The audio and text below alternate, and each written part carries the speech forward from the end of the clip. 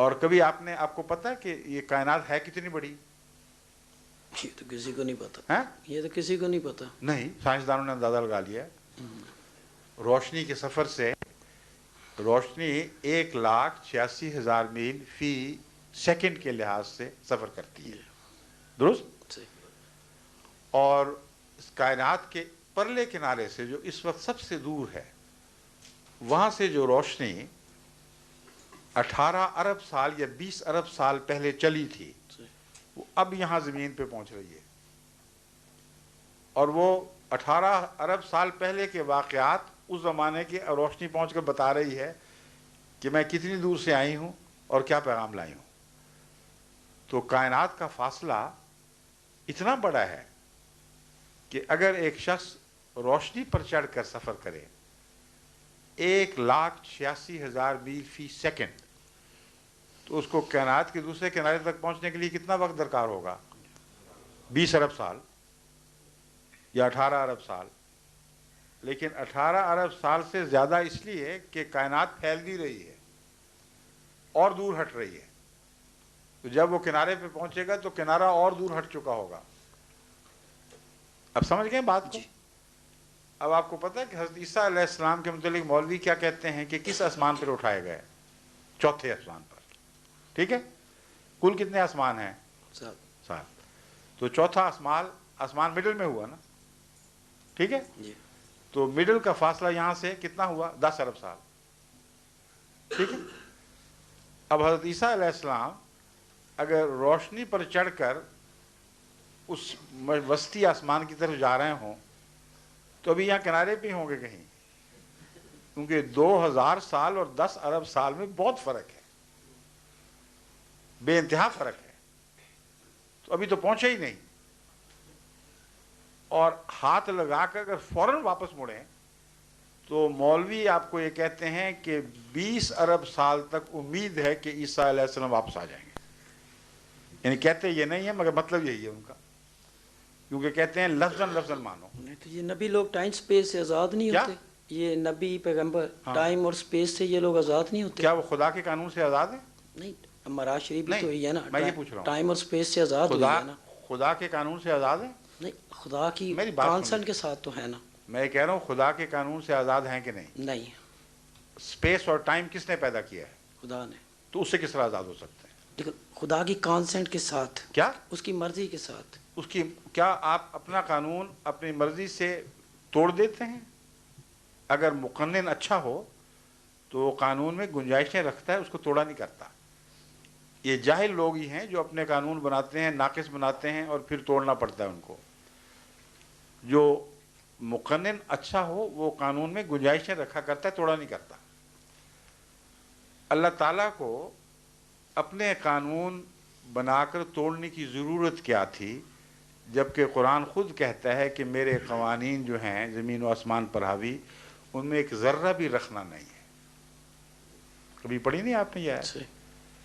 اللہ تعالیٰ فرماتا ہے اتنا بھی رکھنا نہیں ہے کہ اگر تم نظر کو دوڑاؤ اور ڈھونڈو کہ شاید کہیں کوئی لوپ ہول باقی رہ گیا ہو تو تمہاری نظر تھکی ہوئی واپس لوٹ آئے گی. پھر دوڑاؤ اور پھر ڈھونڈو کہ کوئی رکھنا ہے کہ نہیں. ناکام نامراد تھکی ہوئی نظر تمہاری لوٹ آئے گی مگر کہیں کوئی رکھنا نہیں پائے گی. تو جس خدا کا یہ دعویٰ ہے کہ میرا قانون اتنا کامل ہے، وہ توڑے گا کیوں؟ نعوذ باللہ من ذالک، وہ خود جاہل ہے. تو اس لیے خدا کا قانون ہر ایک کے اوپر برابر چسپاں ہوتا ہے. نبی بھی اس قانون کی زد سے باہر کبھی بھی نہیں رہے. کوئی نبی ایسا یہ نہیں ہوتا کہ وہ کہے کہ میں خدا کے قانون سے بالا ہوں. خدا اپنے قانون کے تابع ان کو بچاتا ہے، ورنہ فرعون سے بچانے کے لیے حضرت موسیٰ کو دوڑنے کا حکم کیوں دے دیا؟ رسول اللہ علیہ وسلم کو ہجرت کا کیوں فرما دیا؟ کیا دنیا کا معمولی عرب کا قانون بھی اس کا غلام نہیں تھا؟ تو حضرت عیسیٰ کے ساتھ یہ سلوک کہ جس کائنات میں رکھنا کوئی نہ ہو اس میں رکھنا خود پیدا کر دے. اور جہاں تک حساب کا تعلق ہے، جو صاحب دانش لوگ ہیں ان کو پتہ ہے کہ حسابی لحاظ سے روشنی کی رفتار سے آگے بڑھنا ممکن ہے ہی نہیں، اس حساب کی روح سے جو خدا نے پیدا کیا ہے. اس حساب کی روح سے جس کو قرآن کریم فرماتا ہے کہ اس حساب میں قیامت تک اسی حساب سے چاند سورج چلتے رہیں گے اور کبھی بھی ان کی رفتاروں میں کوئی فرق نہیں پڑے گا. تو قرآن کی دوسری آیتوں سے دیکھیں. اس لیے حضرت عیسیٰ کو بچانے کی خاطر آپ کوئی جھوٹی پناہ نہیں لے سکتے. اگر بچانے کی خاطر خدا نے یہ کام کیا کہ قانون توڑ دیے تو یہود سے وہاں کیوں نہ بچا لیا؟ 1000 گز اونچا اٹھا لیتا.